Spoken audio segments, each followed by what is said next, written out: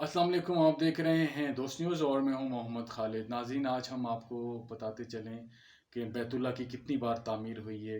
नबी करीम सल्लल्लाहु अलैहि वसल्लम फरमाया करते थे कि मैं अपने जद इब्राहीम अलैहिस्सलाम की दुआ हूँ और ईसा इब्ने मरियम की बिशारत हूँ। तो नाज़रीन, सबसे पहले इसे जो फ़रिश्तों ने तामीर किया, अल्लामा कुस्तलानी रहमतुल्लाह अलैह फरमाते हैं, इसे 10 बार तामीर किया। पहली बार फ़रिश्तों ने तामीर किया। फ़रिश्तों ने, ये भी कहा जाता है कि सातवें आसमान पर, इसके बिल्कुल ही ऊपर सातवें आसमान में बैतुल मामूर है, जहाँ पर फरिश्ते तवाफ़ करते हैं। जहाँ जब आपको याद होगा कि मेराज पे आप सल्लल्लाहु अलैहि वसल्लम तशरीफ़ ले गए थे, तो वहाँ पर हज़रत इब्राहीम अलैहिस्सलाम बैतुल मामूर के साथ टेक लगाए हुए थे, जहाँ पर आप सल्लल्लाहु अलैहि वसल्लम ने हज़रत इब्राहीम से मुलाकात की।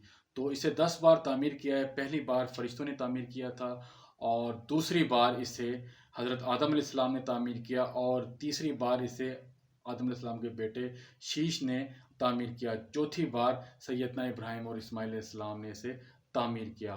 पाँचवीं बार इसे कौम अमालका ने तामीर किया, और छठी बार कबीला बनु जुरहम ने इसे तामीर किया, और सातवीं बार इसे कुसी बिन कलाब, जिनसे आप सल्लल्लाहु अलैहि वसल्लम की जो नस्ल भी जा मिलती है, कुसी बिन कलाब, आपने उनका जद भी कह सकते हैं, जो बनु हाशिम के जद थे।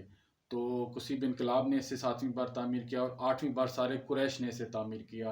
कहा जाता है कि सैलाब वगैरह आया था, तो आपने भी इस बाबरकत उसके अंदर शिरकत की थी।